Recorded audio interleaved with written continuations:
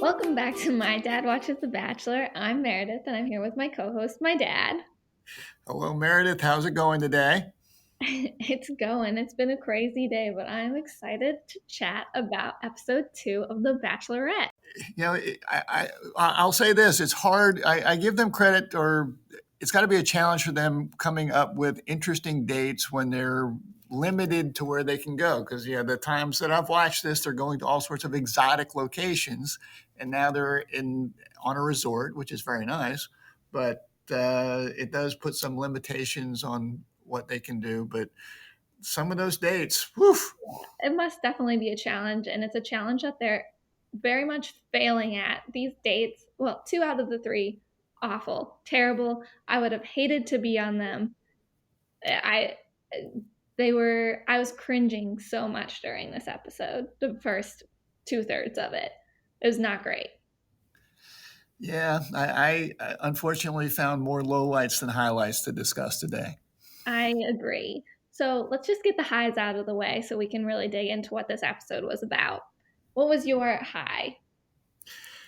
I struggled to find highs, and I'm going to throw one out at you, which I'm not sure if it's a highlight, but I guess I enjoyed it. Was the display of testosterone between Riley and Joseph, where Riley was calling Joseph out for speaking for the group, and he doesn't speak for Riley, and there is no me and you, there's no us, and he was getting all he was all getting excited and everything, and and this is bad on me. When I watch the Bachelorette show and see these guys that are just groveling, it makes me I don't like it. So I like the fact that they were getting a little energetic there. Well, I thought that interaction was pretty ironic because before that, Claire came back to start. We can get into that later. But the first thing Riley says is like, "Oh, well, I can speak for the group." And Claire cuts him off and says, "No, speak for yourself. Don't speak for the group." And then, Yosef's over there saying, "Oh, well, I can speak for the group." And Riley's like, "Don't you ever speak for the group. You don't speak for me." And I'm like, Riley, you literally just tried to do that for the whole group. Like, were you not sitting here 5 minutes ago? I thought it was very ironic that he was going in on Yusuf for that. But interesting high. Yeah, well, and I'm Joseph is, he's either the truth teller or he is the villain. He's probably both. He's probably both. Okay, so well, my high, very different. I imagine that you could guess what my high is, but it's the dodgeball date. Personally, dodgeball was my favorite thing to do in PE class growing up. Um, Big dodgeball girl over here. And then my girl Claire makes it even more fun by making it strip dodgeball, which is exactly what we wanted to see last night. And it's the most I've ever liked Claire in the 6 or 7 years that I've known her.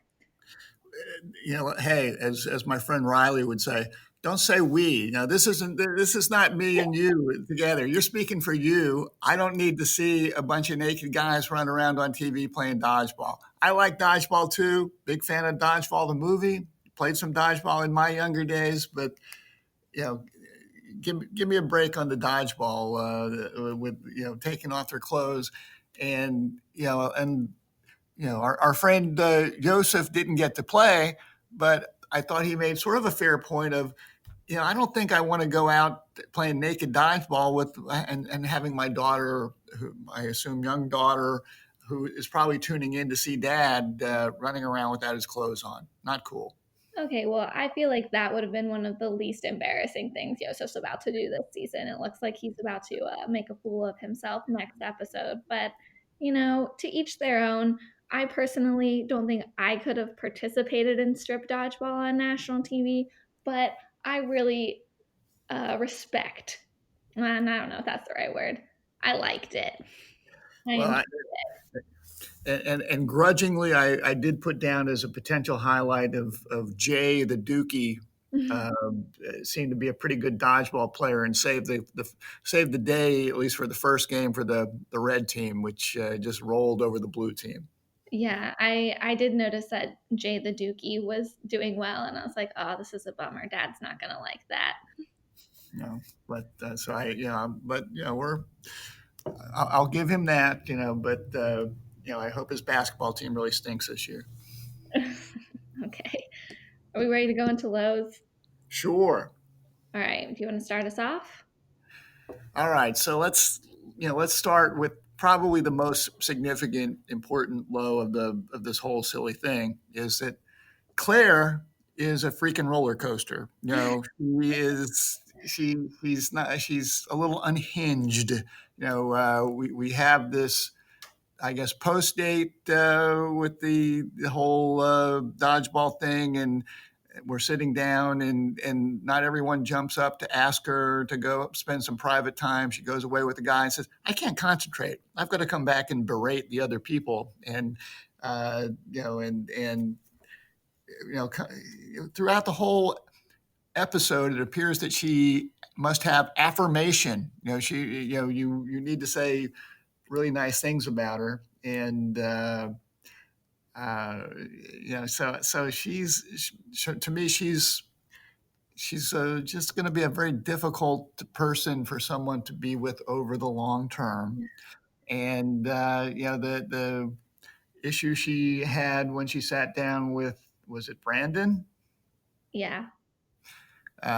where she asked Brandon some questions, and sort of like, just like that, she sort of made her decision that this is not right, and bye bye Brandon. So she just seems a little volatile to me. So to me, that was the biggest red flag, and I'm going to throw that out as a low light. But I've got some other low lights too. But why don't you share some? Well, those I agree with. I put them in my wrong reasons, but I can talk to them. I do feel like, Claire could have handled herself better when the guys didn't jump up to talk to her. Like, you know, you're the bachelorette. You've been on this show 5 times now. Like, you know how this works. They don't really know how this works. Like, be a strong, independent, badass woman and pull a guy aside yourself. You don't need the man to make the first move. You're 39 years old. Like, get over it. This is kind of silly.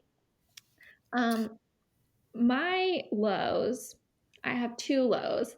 My first, because it happened first, the love languages date. Um, I am a big fan of love languages. I think they're very interesting, but this date made me super uncomfortable. Forcing the men to talk about their feelings and give Claire words of affirmation. From personal experience, it doesn't usually end well when you force a guy to talk about his emotions, especially on a first date. So I just made me really uncomfortable that they were being forced into this, and like watching all of them blindfolded and touching Claire. Like, I was just really uncomfortable the whole time watching it.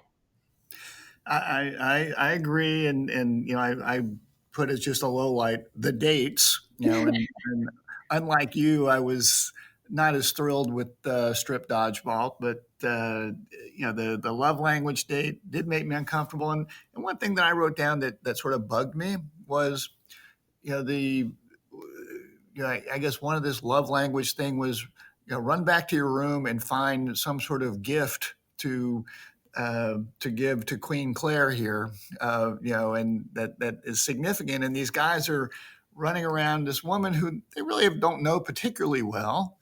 Here's my favorite T-shirt, and here's the baseball that I got from my last game that's signed. Some real things that I think seem to have some significance to these people that they're just that they're quickly giving away to Claire, and that to me that rubbed me sort of the wrong way. Of we're sort of early in this deal, and that's it just felt awkward. Yeah, I doubt that Claire's keeping most of those gifts, but I will like give a shout out. I think it was Ivan and his gift of giving Claire the queen from his chessboard. I thought that was very sweet. Like, it was a good gift because he's talking about how much he liked to play chess, and like, we've played chess before. I enjoy it as a game. I thought that was the best gift out of all of them. Personally, if I were the bachelorette, I would have been like, "Oh, why haven't any of you given me chocolate? Obviously, you don't know me very well." But overall, not a fan of the love languages date. I also think Claire was being a little greedy, making them go through almost all of these love languages when typically everyone has one love language. So maybe they should have just focused on whatever hers was.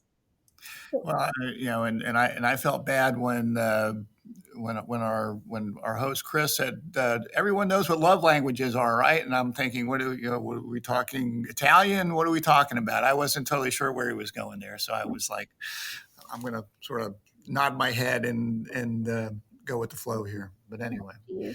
so yeah, the other low light to me was the date with poor Jason. Oh, yes, this was mine as well. She is. Remind me of what Claire's vocation job is when she's not doing bachelorette things, or does she have one? Well, before she was on Juan Pablo season, she was a hairdresser. I don't know if she's been continuing that since she's joined Bachelor Nation, so I would say influencer now.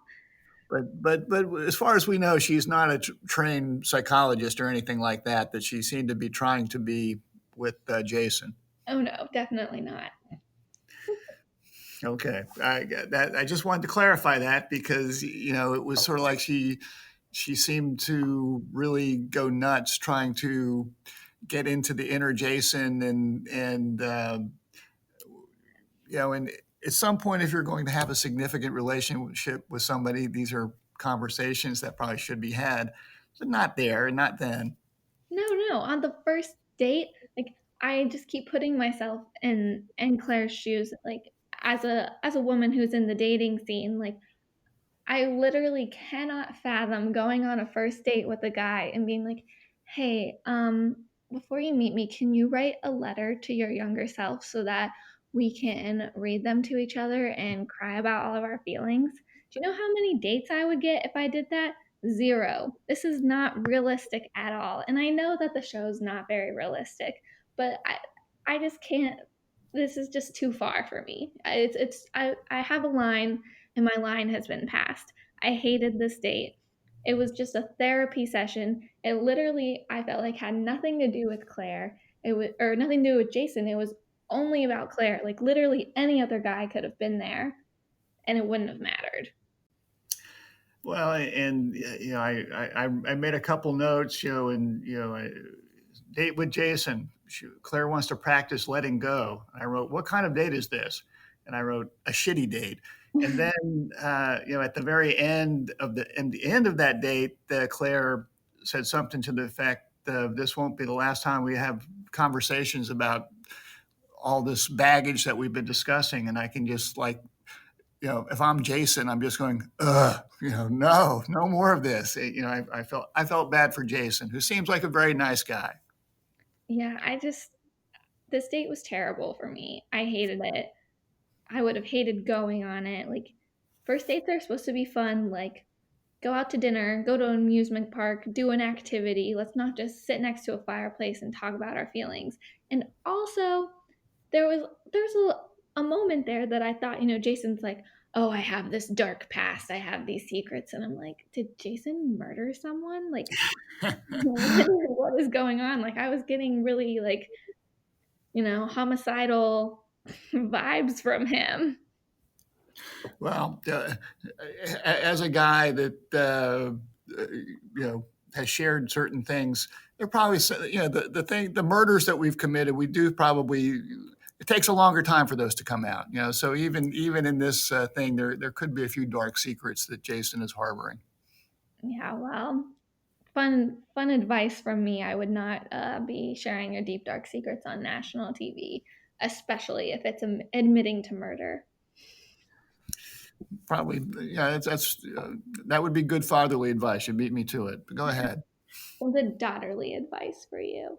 Do you have any Okay. of those that you want to talk about? Because that was all of mine. I think the dates and Claire's just emotions were enough for me. But what do we have for right reasons and wrong reasons? Okay, well, my right reason, I gave it to Jason. I feel like he really pushed himself out of his comfort zone during his one on one, and I think he did really well. You know, he was a good sport, even though he kind of got shafted with the worst one-on-one date ever. And he probably wouldn't have stuck around for it if he wasn't there for the right reasons. I think that's okay. For right reason for me, I put down Canadian Blake, who Mhm. sort of broke the rules a little bit by after his naked volleyball escapade, and he was a loser and he was upset. He put on some clothes, good for him, and came back and sort of broke into the group date and got a few things off of his chest. And I thought, good for him. I mean, you're sitting around, after being naked on television and totally humiliated, and you got a few things to talk about. Then you came over, and I like the fact that I thought, Jay the Dookie sort of seemed like a little bit of a weenie the whole time when he got interrupted and had to go get his posse to come back and say, "Hey, what you doing, man?" And so anyway, that was I like Blake's sincerity. Not a word that we should probably use with this program, but we'll use it for him. Yeah, he seems like a nice guy, and Claire has definitely encouraged him to break the rules for her. So I imagine that we're going to see more of that from him in the future. Yeah, who knows if he'll stay around? But anyway, I like that. Okay, so wrong reasons. You already touched on this a little, but for me, I have two of them. One was Brandon. He had a very short-lived conversation with Claire and got sent home because he said, I signed up because I knew you were going to be the Bachelorette because you're gorgeous. And Claire's like, oh, that's so sweet. Like, what else? Like, why else did you want to come here for me? And he's like, because you're so beautiful. And she's like, "Oh, and that's it." And then, you get the awkward music, and it's like someone just really needs to give Brandon like a cue card of other adjectives. Like literally, pull anything out of your butt, and a girl's gonna love it. Be like, "Oh, you're so charming. You're smart. You're intelligent. You're witty. You're so tenacious." Literally anything, and she would have been like, "Oh, thank you, Brandon. That's so great." But he just had that blank stare on his face, like his pretty boy face. It might help him sell houses for real estate, but I don't think it's gonna help him with Claire. She's a bit of a man eater.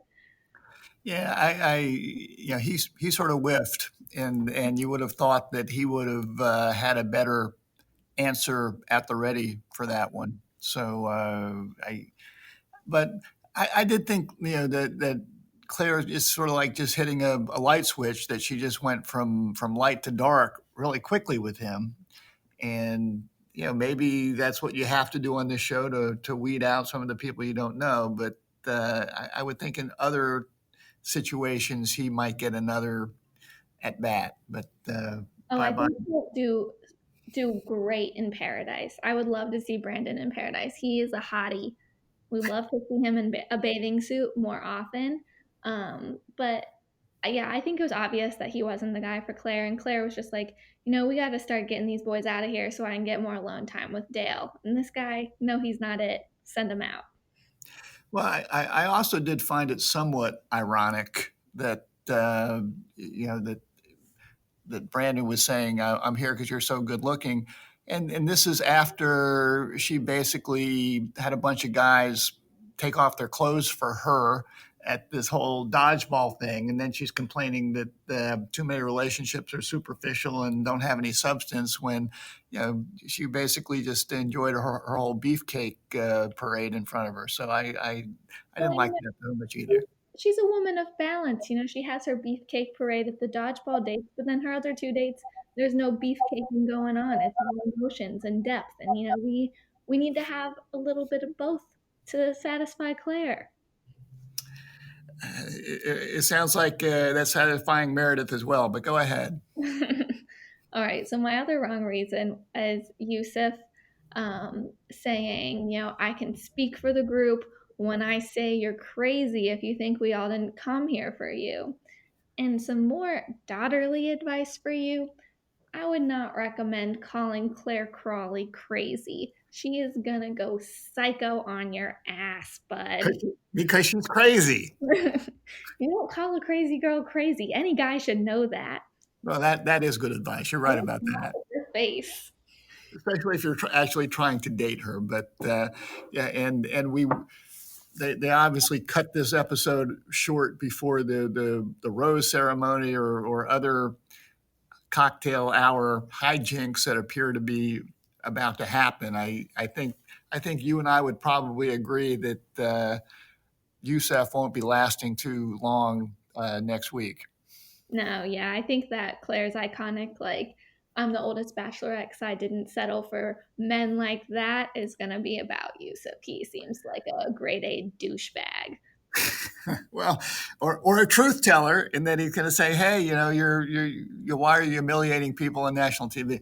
Well, if you come on this show, you're really coming to be humiliated on national TV. You So guys know what they signed up for, and I don't think any of them were humiliated. It's not like we got any ugly fatties on this show. Like they've all got rockin' bods.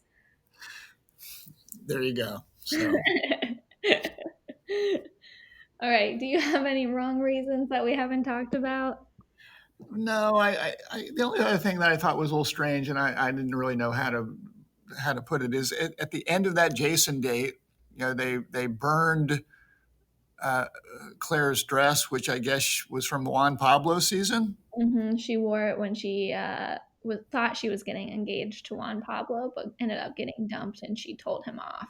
Well, and it just sort of struck me as strange that she said, "This dress means nothing to me." Well, you've carried it around for a while, you still have it, and if you're going to burn something that means nothing to you, I don't know what the significance of that is. So I don't really think that was such a big deal, and obviously I think it was just trumped up for the show. So that sort of rubbed me the wrong way too. But anyway, Yeah, that's I agree. I was kind of surprised. I'm like, why do you still have this dress? Why are you yeah. hanging on to this? It's also like not a cute dress anymore, so it All needed to right. be burned. Well, Okay.